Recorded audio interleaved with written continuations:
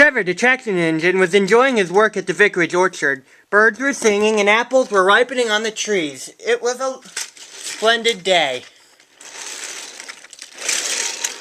"Hello, Trevor," said James. "You look just right as cheerful as my red paint." "Oh, I am," replied Trevor.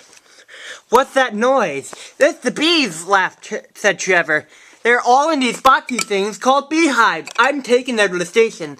The vicar's giving them to some of his friends. He says his bees make good honey."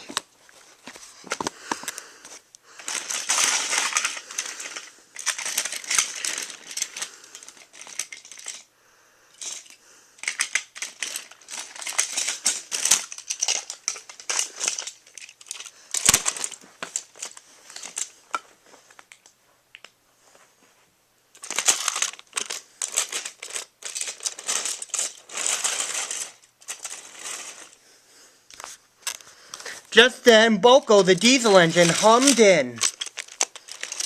"Take care, you two. Don't make the bees angry. They might sting you." James didn't want to be told what to do by a diesel, and so he buzzed away.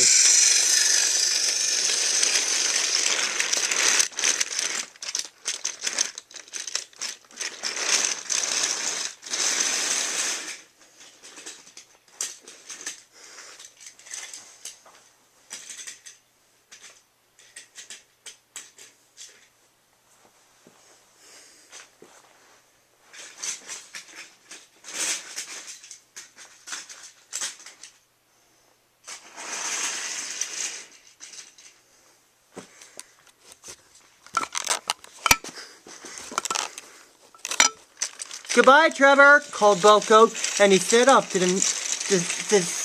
see Duck at the next station.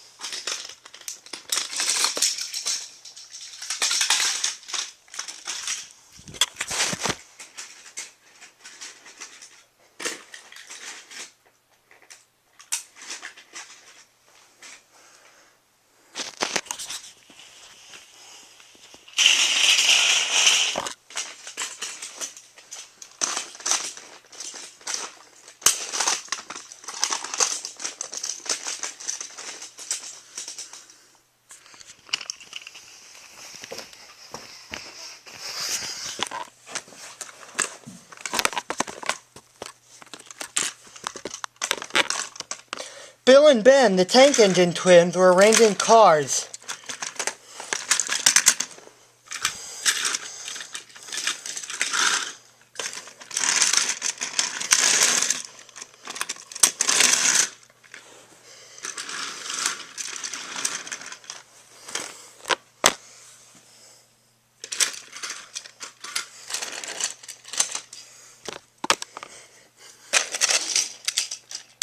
And then they scampered off when they saw Boko.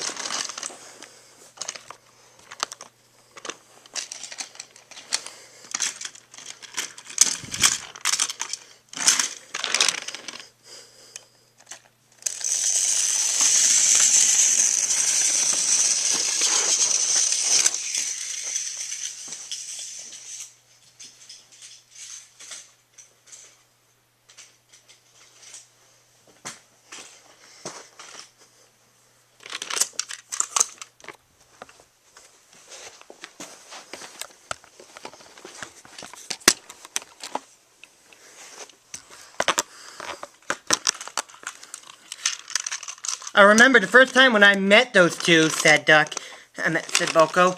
"They nearly made my eyes pop out. And I sometimes sometimes I like to call them the bees." "A good name," said Duck. "And yeah, Edward is the only one that can keep Bill and Ben in order."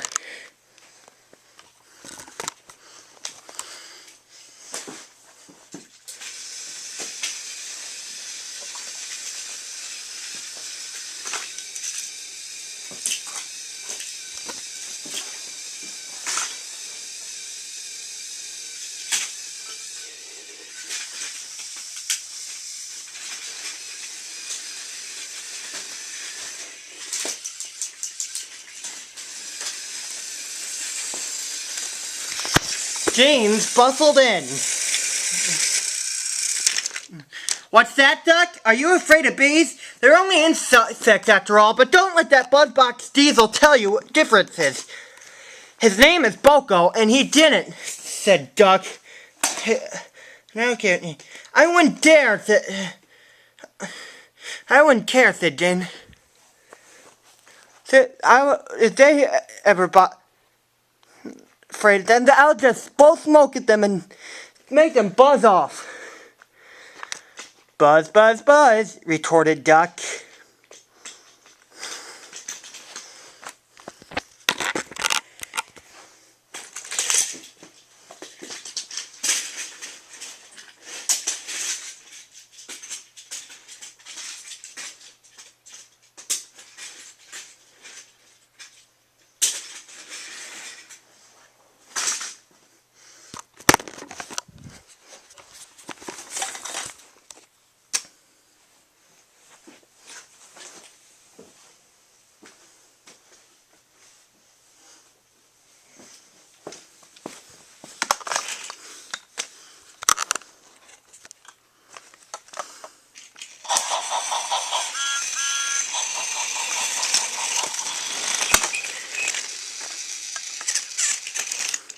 Next day, James went to collect the passengers.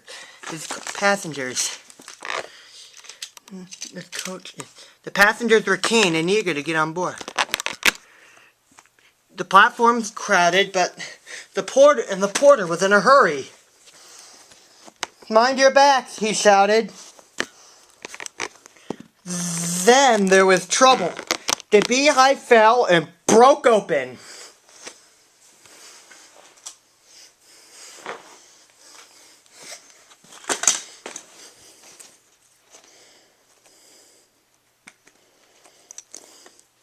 The station cleared like magic. James heard the familiar buzzing noise. The bees were too cold to be crossed, so they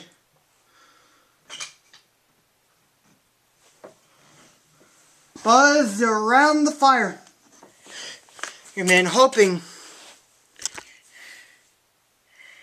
he would mend their hive. But he never understand, nor could his driver. So the bees turned to James.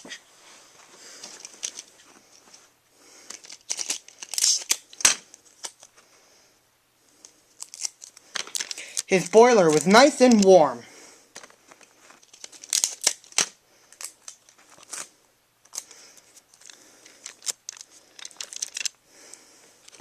Buzz off, hissed James.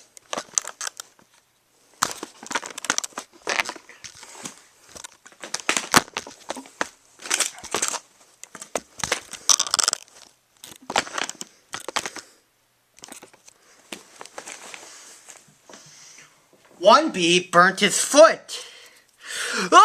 Shoo! The bee had thought James burnt him on purpose.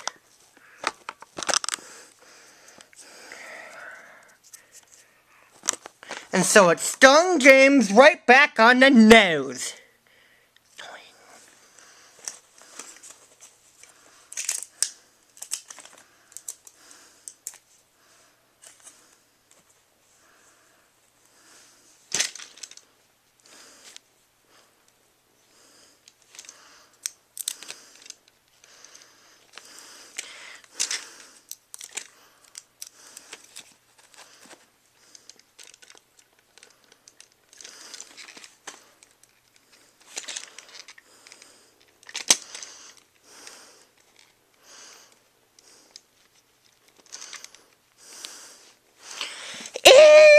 Whistled James. He had enough, and so did his fireman and driver.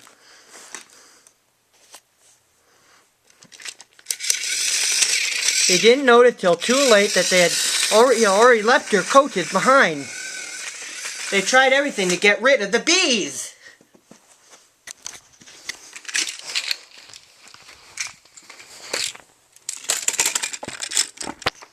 First, they spun on the turntable to no avail.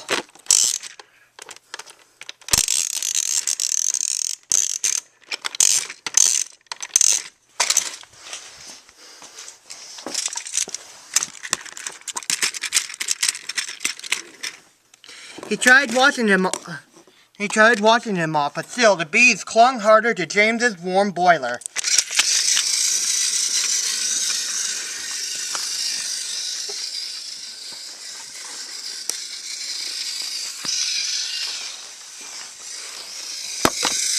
Then he tried smoking them off by going through a long tunnel. But still, the bees wouldn't go away. "It's no good, James," said his driver. We're gonna have to go back to the orchard and fetch another hive."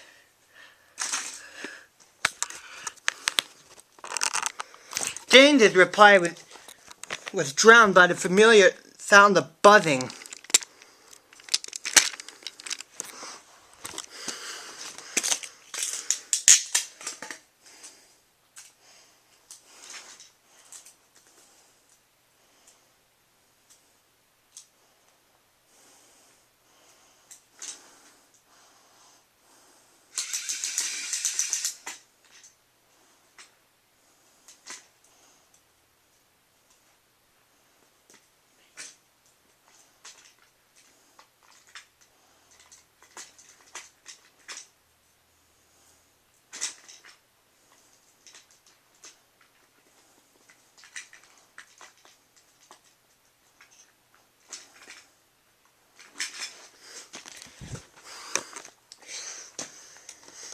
The vicar waited anxiously for James.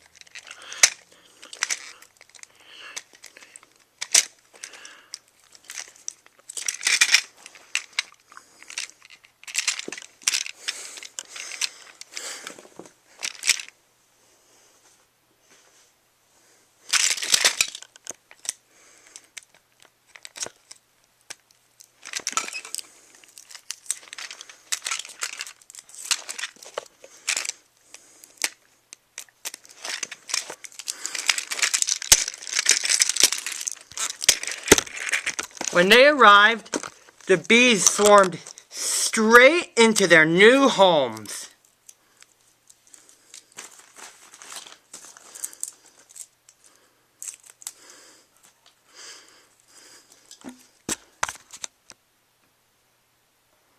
"Come on, James," said his driver. You'll feel better too after a good hose down."